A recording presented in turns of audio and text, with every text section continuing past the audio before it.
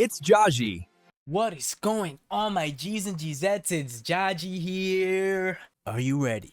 Because today we're going to be covering a topic that has recently been catching my eye. Now, in one of my last videos I reacted to is academics getting too old to cover the hip-hop scene. In turn, that caused a lot of people to comment under my videos and tell me to listen to Solfago and to listen to XYZ, and they're mentioning Too Slimy. And then obviously, knowing the algorithm, this video popped onto my timeline. Now, this is the underground music video renaissance. It's uploaded by a YouTube channel called Murdock. Now, if you want to catch the video without any commentary, I'll go ahead and link it below as always. If you don't know about my channel, I go ahead and I cover WWE content, music content, baseball content, and overall reaction videos. This channel is for the overall regular person, the person like me, the person like you, who we just want something to watch every day. I'll go ahead and be that voice to keep you company while you're eating. If you're bored, if you need a friend, Jahji's here. Without further ado, let's get into the video. I'm excited for this one. Underground music videos today are filled with color, experimentation, and boundary-pushing visuals that influence the mainstream. Some are filled with maximalist aesthetics that showcase the mind of the auteur, and there's some that go deep into minimalism, which kind of bring you back to more nostalgic times. The underground today is filled with creatives that are shaping what a generation looks like. But to understand how everyone got here, we have to look at the guy who arguably kickstarted everything. Cole Bennett, the founder of Lyrical Lemonade. I remember when that light flicker was only synonymous with Lil Wayne. Now it's synonymous with Cole Bennett as well. Cole Bennett doesn't get enough credit. You know, he was the first music videographer to pair the innovation of the upcoming SoundCloud wave between 2015 and 2018. He was the first guy to really allow the creators to bring their images to life. And while at first he was the hottest thing alive for 3 or 4 years there, everybody wanted a Lyrical Lemonade video. After that initial SoundCloud wave died down, people stopped giving Cole Bennett the credit that he deserves. He should definitely be up there with some of the more legendary directors of the music industry. And while when you see Cole Bennett, you know what he's done. He gets some type of acknowledgement for sure. But just around the industry, around general discussion when it comes to that era, Cole Bennett deserves a lot more for what came out of it. And the good thing is, with this upcoming, this almost SoundCloud era 2.0 that's starting to bubble with the Osamasons, Molly Santana's, Edward Skeletrix, those people of the world, and those Lyrical Lemonade-esque videos coming back, maybe he starts to get his just due again. And arguably the most influential hip-hop music video director of the modern era, was just a kid from a small town outside of Chicago who started Lyrical Lemonade as a high school blog, with his mom coming up with the name and giving him her old video camera.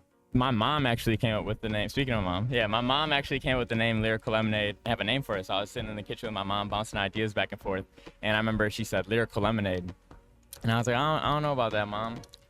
And I was like, wait, that's perfect, that's it. Similar to how most music video directors get started, he drove into the city and shot free music videos for local rappers, editing the videos in his basement and uploading everything to YouTube. If you notice, it's funny how a lot of people come up with their names. For example, I didn't come up with Jahji. Jahji was the way my brother used to pronounce my name. When he was 1-2 years old, he had trouble saying my real name, Jeffrey. So whenever we would tell him, say Jeffrey, you know, your brother's name is Jeffrey, he would say Jahji, and it just always kind of stuck. So it's just funny how a lot of people get their names and the origin stories behind them. Cole's music videos, he has this distinct style where he would draw over the video and create effects with those drawings. He would also do a lot of masking effects, experimenting with the color of the environment.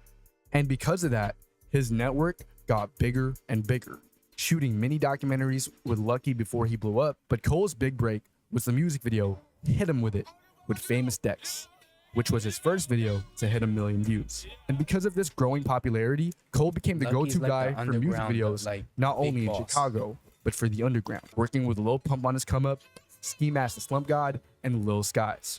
Bro, I remember when Lil Pump first came out with Gucci Gang, no, D-Rose. And you know, everybody when they're 15, 16 years old, they get a car and they don't know what to do. We just used to get in the car and just ride just to ride. And I remember when I first showed my friends D-Rose, and I used to be like, bro, listen to this. And they used to be like, 40 MRs, 80 MRs, D-Rose, D-Rose, D-Rose, D-Rose. Bro, my friends used to look at me like I was crazy. And I was like, nah, he's up next. This is hot, bro. And then he dropped, I forgot what else he dropped. He dropped one more song after that, and then he dropped Gucci Gang. And bro, he took the world by storm. I mean, nowadays Lil Pump's career ended up being what it was, but for those 2 or 3 years, you cannot deny Lil Pump had the world in a chokehold. It's the reason why the man ran off with like, what was it, $8 million from a record label because he signed before he was 18. Like, it's the reason. He was hot. He was hot, bro. All videos incorporating Cole's signature style, and the biggest one was Juice WRLD's Lucid Dreams, hitting over 1 billion views today. If you had a music video from Cole Bennett, chances are that you'd probably blow up as an artist. People actually credit Cole as the reason why a lot of these artists blew up today. But man, it's crazy to think. See, I was an artist. I even got signed. I was signed for 3 years. And Juice WRLD influenced my music, and I know he influenced a lot of people's music around the world as well. It's crazy to think how he was almost the epitome of a SoundCloud rapper. He became bigger than that, but then with his death came the death of SoundCloud. Like, he died, what was it, the end of 2019? After that, give me a SoundCloud rapper that popped. SoundCloud died immediately after his death. He was like the third or fourth big SoundCloud rapper to die. And people were just over it, over the hurt, and over the genre that seemed to be creating that hurt. And it's taken up until now 6 years for the underground scene, the SoundCloud scene, to almost recover. You know, there was a period of time where people weren't really paying attention to them because they were a dime a dozen. But now you have a few personalities that are starting to stick out enough to where it's creating another wave. Like I mentioned, Chi, you got Netspend, Edward Skeletrix, like I had said, Molly Santana. I keep mentioning her because she was just featured on the Drake album Iceman. Like, that's a huge look, and you're not gonna get that unless you're either bubbling or you're hot at the moment. So more power to this second wave. I'm really excited to see what else comes of it. And although I'm just getting put onto the scene, I'm hoping everybody can comment below and continue to put me onto new artists. And I'm more than willing to listen to each and every album. Actually, I started thinking about it. I think I'm gonna create a Twitch, and I'm gonna go ahead and start streaming myself listening to these albums for the first time. So if you're interested in that, comment down below. And again, let me know any albums, any artists you want me to listen to, and I'll go ahead and stream them live for you. Wouldn't stay exclusive to the underground, moving on to bigger pastures, working with the mainstream in NBA YoungBoy, Young Thug, and Eminem. But Cole's influence is still felt today, with modern music video directing and editing having the DNA He's a of legend. Cole Bennett. And if you want to make videos like Cole, you could start simple. Use whatever camera you already have. Pick a signature trick from Cole's videos and repeat it until you kind of find. I know I keep pausing, but it's a short video. Cole Bennett's aesthetic, the reason why it's so popular isn't just because it was mainstream at one point in time. It's very popular because he started the same way a lot of these kids are starting now. He doesn't have the $1 million equipment. He started off with his iPhone. This entire aesthetic, this look, this lyrical lemonade look, it's bound to become a trend with all the upcoming young kids because they don't have the funds to go out and buy $3,000 camera. They don't have the funds to go out and buy all these kickstands and stuff. You know what they do have? They have an iPhone. They have the ability and knowledge to download apps and edit some videos. That was the main key behind the entire underground scene in the 2010s anyways. It was the kids grabbing the basic cheap mics. XXXTentacion. The reason why people fell in love with him was because his music was genuine, not just in the lyrics but in the sound as well. It became almost an aesthetic of his to have that grainy sound from using a cheap microphone. That was his thing, and people loved him for it because it was genuine. You knew that that music was coming from the soul. So I love to see that this new generation, this second wave of underground artists and creators and directors are taking influence from that time. Your own style. While Cole was popping off, Jahji WRLD was doing just about the same thing, but in his own style. In the streets of New York, having mirrored shots mixed in with rotoscope subjects, which is a style that would greatly dominate the scene in 2026. Jahji WRLD's also known as Jahji Films, Ogg's go-to guy for videos. At the same time, Ogg had a certain style in their DVD tapes that people in the future underground scene would take great inspiration from. Being a multidisciplinary artist, Jahji often used unconventional ways of editing in his films and music videos. And at a time where high production cinematic-like visuals were taking over the entire industry, Jahji was a guy who was like, bro, stuff like this is amazing. Like, you gotta understand, I love that they take almost a mix of the hip-hop underground grimy Atlanta scene and they mix it with almost anime aesthetics, and they put jewelry on top of it. That's the beauty behind it, behind stuff like this. Using low fidelity visuals mixed in with a special brand of VFX that made everything pretty fucking special. Jahji was one of the pioneers of a music video director, not just being a music video And they director. capitalize on Haji's a nostalgia. visual artist, painting on walls, canvases, and showcasing his emotions through art. But his impact is greatly known for his videos, whose DNA you might see in a lot of your favorite artists today. So here's what you can steal from Jahji. You don't need an insane budget or fancy gear. Creative editing on a shitty laptop or on your phone works all the same. Which brings us to the 2020s, a world fully shaped by the DNA of Cole and Jahji. The 2020s would see a great shift in the way music was made, and subsequently, visuals followed along with it. Dotcom Nirvan was making music videos with Atlanta's underground scene. Nirvan was working with Atlanta. pioneers of today's scene, directing videos for Baby Goyard and David Shoddy. Nirvan's style was also heavy into VFX. Something unique that Nirvan often did was creating illustrations or 3D models of the artists that he featured in his videos. But Nirvan's big break came when he started directing music videos for Slay World, doing the video Kickback for Can Can. And there was someone in that video that would go on to give Nirvan his biggest video ever. See, that Can era, Ken Carson, that little era between the Sofagos, that era between like 2020 and 2023 of underground music. Yes, a lot of those artists are big in the underground scene today, but they just didn't get their just due the way that I feel like they were supposed to. After that initial SoundCloud wave, that next scene for those Carsons of the world were supposed to be almost like the princes of the underground world. And unfortunately, it didn't really happen that way. Now I feel like the newer artists from this time period, they're going to be the ones who are going to capitalize and usher in that second wave into the mainstream.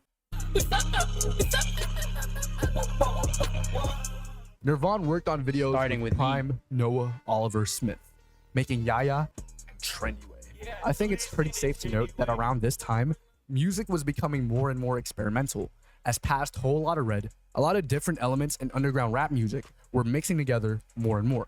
And because of that, videos were getting more and more creative. It's insane. I wasn't even a Cardi fan like that up until a Whole Lotta Red. I remember people were big upping Whole Lotta Red for the longest in 2020, including academics who I watch heavily. And when he did that live stream to stream it live, bro, and I listened to the entire album, I was like, this is golden. And then on top of that, initially, I remember people didn't like the album. So I was over here calling the album genius, and everybody's like, bro, this is garbage. This is shit. And I'm bumping Sky. I'm bumping Vamp. I'm bumping Die for Guy. I could die for my brothers. I'm gonna ride for my girls. I'm gonna die for my brothers. Or how about I take my shirt off and now it's whole stop. Breathe, breathe, breathe. Bitch, now breathe. Like, bro, I told my bugger like 10 blunts for me. Bro, all that revolutionized music. Cardi changed music and the music scene, and he gave the underground scene hope. The only reason why guys like Osamason, Skeletrix, and Netspend have any type of, I'm not gonna say motion, they created that on their own, have the ability to go so high in the music industry is because of a guy like Playboy Cardi. So shouts out to him and a Whole Lotta Red, because he's definitely changed the game with that one. With the toxic lifestyle, creating music videos and worlds for people like Che and Osamason before their come-ups, having music videos directed by Tycho, even making music videos for Jades before his musical and stylistic shift, also being partially responsible for the reason Che and Osamason blew up. But Osamason's visual identity is often... This one's random. I don't know why, but he said stylistic shift, and automatically I came up with Cometazine. You guys remember Cometazine? Bro, this man completely did a 180 on his entire career. Do you know what he goes by now? Frank Cole. Here's what I'm not gonna say challenge you to do. You do what you want. But if you have some free time, go ahead and look up Frank Cole. Just put in your search bar. Go on YouTube, search bar, click Frank Cole, search. Let me know what you find. Characterized by two people, GK and Stan Smith, who I should probably make my own separate video about. Stan isn't your traditional music video director. He often uses mixed media in his videos that won't necessarily make you comfortable, but would definitely make you think. Stan and GK started working with Osamason during his Flex music rollout, using a lot of overlays and graphics in their footage. But one thing about Stan and GK's visuals is they often reflect both their mental state and the mental state of the artist they're editing for. They also tend to tell the viewer a bunch of life lessons. And what I think their best work is called Jump Out, a short film by GK and Stan Smith. the best directors of every generation are easily the ones who are able to connect with the artists to best portray what the artists are trying to show the viewer. A guy like Cole Bennett was able to do that for the Juice WRLDs, for the Comethazines, for the Lil Peeps of the world. And now maybe these Stan Smiths are going to be able to do the same for this new generation. But another set of directors that would take over the current underground and also work with Osama is Noah So Cold and Gavin Matson, aka Poppy Gavin, who helped shape the VFX, GFX, and visuals of most underground artists with the iconic video Miley Cyrus. But it was actually Bay that will be the first video on Che's YouTube channel that Noah and Gavin worked on together, with visuals both reminiscent to the early 2010s and 2000s and maximalist VFX. However, the song that would really change everything was Pizza Time. One of my music video clients often use this as a reference to how I should do their VFX and visuals to their music. Noah and Gavin's style would reach beyond Che, doing music videos for Molly Santana and Lucy Bedrock. And their style would inspire a whole new generation of VFX and GFX artists. Noah and Gavin would also work with Stan and GK, making the video Hellraiser with Che and Osamason. Most underground creatives tend to be friends, working together with various projects. One thing about making music videos in Another guy who's bubbling right now, who I haven't even mentioned, is Nine Vicious. Now, Nine Vicious I actually know about. My brother put me on, and I'm not gonna hold you. I understand all the Young Thug comparisons, but bro's hard. Forget about all that. Bro's hard. Yeah. 2026 is that people are leaning to a more high fidelity cinematic feel to their videos that tends to establish world. One notable example of this is Nate Hirsch, directing videos for artists such as Lucy Bedrock and Slash Pharrell. And one thing that's distinct in this current age of music videos and VFX are effects that bring you back to better times. Most prevalent within the editor Hiveout's work, making music videos for Slayer and paying homage to the 2000s and 2010s, referencing stuff that we grew up with. But one distinct feature in today's scene are artists that direct and edit their own music videos. This is very apparent in people who make EDM adjacent music in the underground. A lot of these artists tend to produce and do their own vocals in the music. Bro, they want to do something that we all grew up with. I need somebody to make a Nintendo DS their aesthetic. Give me an artist who's just always carrying around a Nintendo DS, and they'll get my vote and subscription every time. Which also, in effect, make them do their own visuals. Being an editor isn't hard at all. It just takes a lot of time and effort. So if you want to be a music video director or editor, all you need really is a phone camera and any editing software to get your clips together. You can even be an editor off CapCut.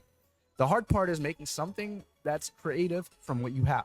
I personally am inspired by all of these directors and have even been making music videos for other people myself. So if you ever feel like the art in the underground has become better and more creative, you might just look at these guys, see how they came up, and take a thing or two from their processes. I'm Murdock, and if you want a music video edited by me, all you have to do is message me on Instagram.